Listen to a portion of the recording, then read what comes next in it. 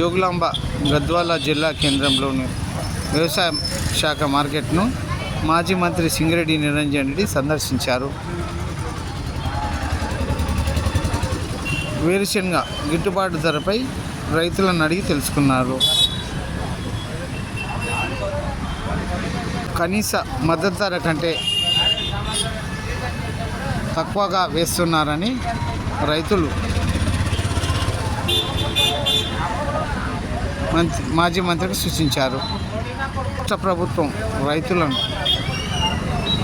దగా చేస్తుందని, కనీస మద్దతు ధర ఇవ్వాలని మాజీ మంత్రి నిరంజన్ రెడ్డి ప్రభుత్వాన్ని డిమాండ్ చేశారు. కార్యక్రమంలో రైతులు, గద్వాల నాయకులు తదితరులు పాల్గొన్నారు. వాళ్ళ వేరుశనగ కుప్పల్ని, కంది కుప్పల్ని కూడా చూస్తున్నారు. అంటే ప్రభుత్వానికి పట్టింపు ఎట్లా లేదు అని చెప్పడానికి ఒక స్పష్టమైన ఉదాహరణ మీ కళ్ళ ముందే నేను పెడతా ఉన్నాను. ఇది ప్రజానికానికి తెలుస్తుంది. వేరుశనగ కేంద్రం ప్రకటించినటువంటి మద్దతు ధర ప్రకారంగా 6,783 రూపాయలు క్వింటాల్. ఈ మద్దతు ధర కంటే పైన అమ్మాల. ఈ మద్దతు ధరకు మించి రైతుకు రేటు రావాలి, ఏ మార్కెట్కి తీసుకుపోయినా. అటువంటిది ఈ మద్దతు ధర కంటే చాలా తక్కువ, సగానికి సగం కొనుగోళ్ళు అవుతున్నాయి, వర్తకాలు అవుతున్నాయి. దిక్కులేని పరిస్థితుల్లో రైతులు ఇక్కడికి తీసుకొచ్చి అర్తికి తీసుకొచ్చిన తర్వాత 3,000, 4,000, 4,500 మొత్తం ఒక నెల రోజుల షీట్ మొత్తాన్ని ఇక్కడ ఉండేటువంటి మార్కెట్ కమిటీ కార్యదర్శి అడిగి తీసుకుంటే దీంట్లో అన్ని మినిమం పోయినటువంటి ధర అంతా కూడా 2,000 కూడా పోయింది. 2,019 రూపాయలు, 2,500, 2,706 రూపాయలు, 3,000, 3,269 రూపాయలు, 3,316 రూపాయలు, 3,099 రూపాయలు. 1-2 రోజులలో మాత్రమే 5,000కు మించి 6,000 1-2 సందర్భాల్లో వచ్చింది. అంటే ప్రతి లాటు, ప్రతిరోజు మార్కెట్కి వచ్చేటువంటి ప్రతి రైతుకు సంబంధించినటువంటి లాటు నాణ్యతా ప్రమాణాల ప్రకారంగా ఉన్నప్పుడు వ్యవసాయ ఉత్పత్తి ఖచ్చితంగా కనీస మద్దతు ధర కంటే ఎగువన రావాలి.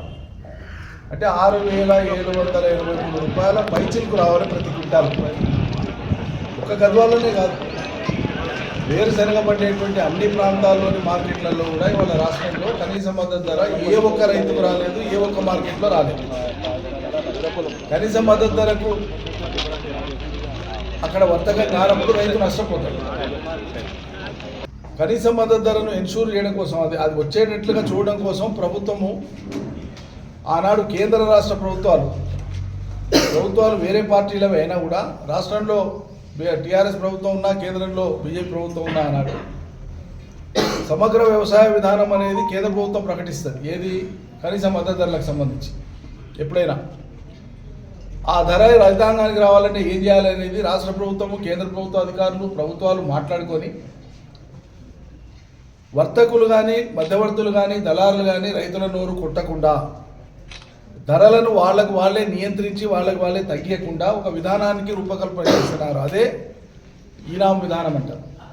అంటే ఆన్లైన్లో గద్వాల్లో ఉండేటువంటి మార్కెట్లో ఉండేటువంటి ఉత్పత్తులను ఆయన వీడియోలో చూసుకొని కూడా ధర కోట్ చేసుకోవచ్చు.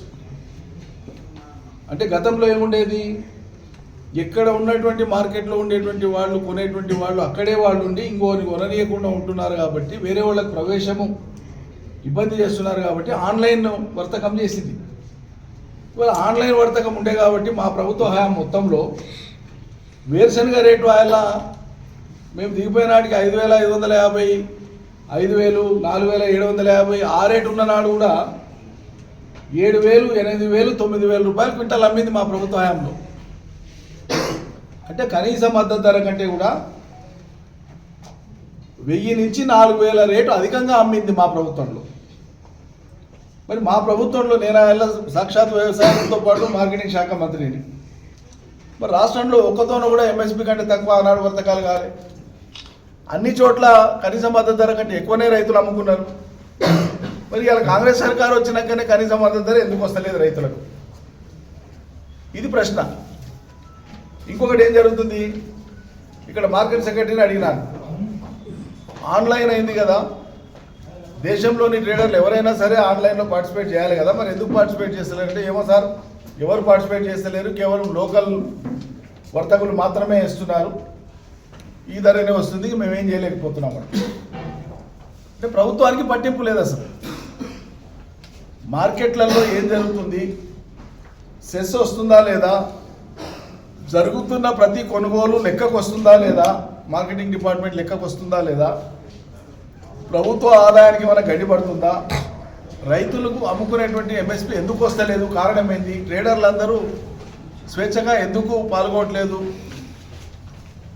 ఎలక్ట్రానిక్ టెండర్ కదా ఇది, ఆన్లైన్, మరి ఎందుకైతే లేదు అంటే ప్రభుత్వానికి ఒక పట్టింపు లేదు. ఏం జరుగుతుందో పట్టించుకునే నాతుడే లేడు, అసలు వాళ్ళకి సోగి లేదు, స్పృహ లేదు.